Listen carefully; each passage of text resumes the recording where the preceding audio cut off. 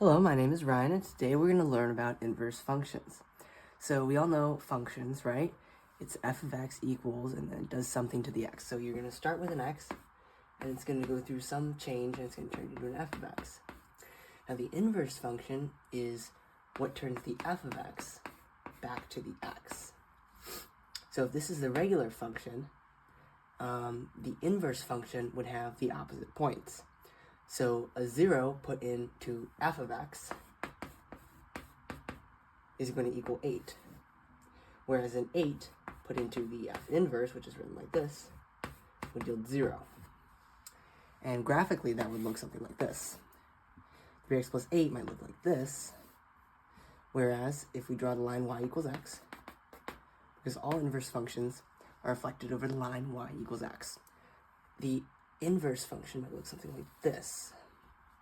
Okay, so the point 0, 8 here will be represented by 8, 0 here.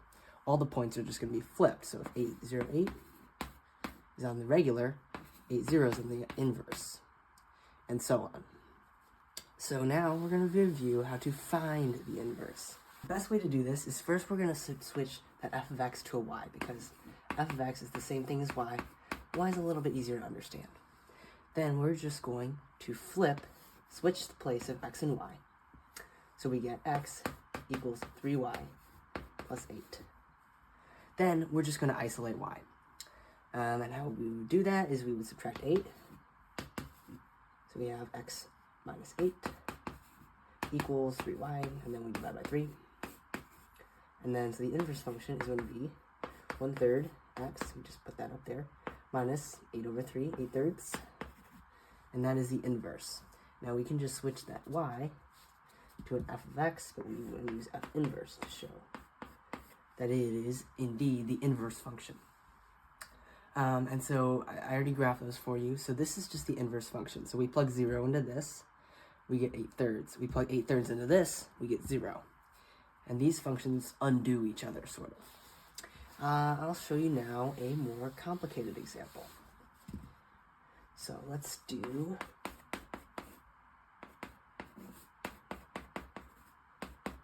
so now we have the square root function, x plus 3, square root plus 6. How we would do this is we would do the same thing. We would switch the x and the y.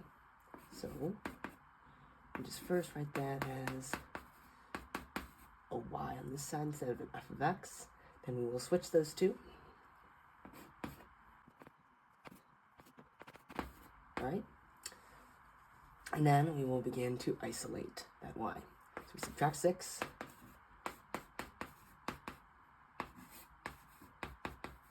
Then we can square both sides, which is the inverse operation of the square root. And this cancels the square root and the square, leaving us with this quantity squared. X minus 6 quantity squared is equal to y plus 3. Then we can simply subtract the 3, and we get y equals x minus 6 squared minus 3. So now you might notice something. If we graph these out, the function f of x, first let me change this to an f inverse.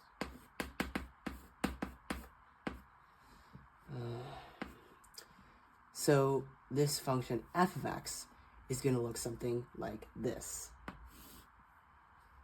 We should put y equals x there. The function f of x is actually going to look something like this.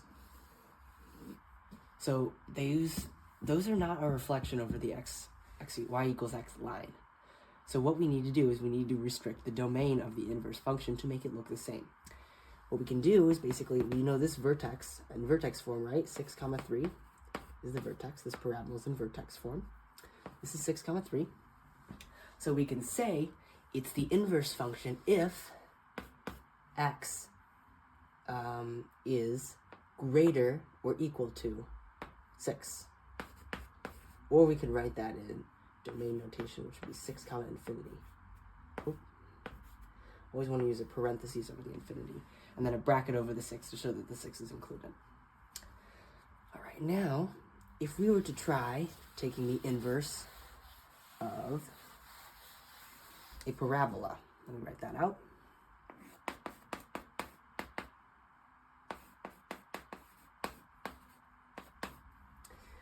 This actually does not have an inverse. So let me show you why. So with regular functions, we have what we call the vertical line test. So this type of function, we have this function. This is actually not a function because it does not pass the vertical line test. The vertical line test basically states if you have one input or x value, it should only hit one y value. So one input does not have, only has one output. This one input, let's say this is x equals 5, has 3 different outputs, so we don't know which one to choose. So this is not a function. Bringing us back to inverse functions. If we had this function here, right, like this, its inverse, so it might look something like this. And this does not pass the vertical line test. So we have something for inverse functions called the horizontal line test, which is basically the same thing, but basically says, well, does it have an inverse? And no, it doesn't have an inverse. So if we wanted to find the inverse of this function, we would have to restrict the domain to here on, like we did with the other function, the square root. Or we could go here on, it doesn't matter. So we could restrict the domain to infinity, or negative infinity. Oh god. Negative infinity, -2. Sorry, my bad. So we could restrict that, and then we would end up finding the square root function, and then restricting the domain further. Okay? And I'll have a couple more practice problems for you to try. And then I will show you those solutions here. All right, here's the solution to f of x equals x to the third. So I switch my x and my y here. Then I take the third root, which is the inverse operation of y to the third power. Then I end up with y equals third root of x. We replace that with an f inverse of x, and that is my answer. All right, and then this is the solution for f of x equals negative x minus 4 quantity squared. So what I'm going to do is I switch my f of x to a y again, then I switch my x and my y, then I actually divide by -1 to remove that leading coefficient. Then I take the square root, removing the squared quantity, and you might see that there's a negative x, and you might say, well, you can't take the square root of a negative. But the only thing is, if I have a -2 in here, then it's a positive. So just the domain of this function is only in the negatives. You can't take a positive for x. Then I make sure to put the plus or minus in there since I'm making my own square root.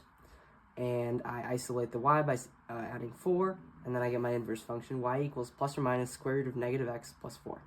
And that is the solution. All right, for this last example, it was a little bit trickier. So we have f of x equals 3 times the square root of negative x plus 7. So I switch my x and my y. I already changed this to an f of x before I switched. I add my 7 to isolate, then I divide by 3. Then I add this, I multiply by itself, square it, square both sides. Then I'm left with a negative y. I divide out the -1. Then I leave my coefficient out here, and then I have my answer. F inverse of x equals negative 1/3 x plus 7/3 quantity squared. Thank you for watching.